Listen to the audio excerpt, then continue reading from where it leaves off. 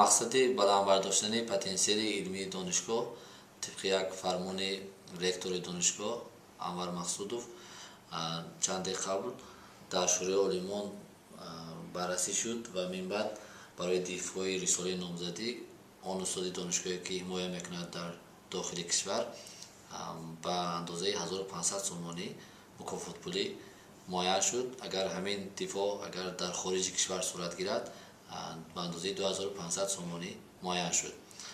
Гузашта аз ин барои он нафароне ки дар докторантура таҳсил мекунанд ё худ рисолаи доктории худро сарбаландона ба анҷом мерасонанд ба андозаи 2500 сомонӣ дар дохили кишвар ва ба андозаи 4000 сомонӣ дар хориҷи кишвар мукофотпулӣ ба даст меоранд.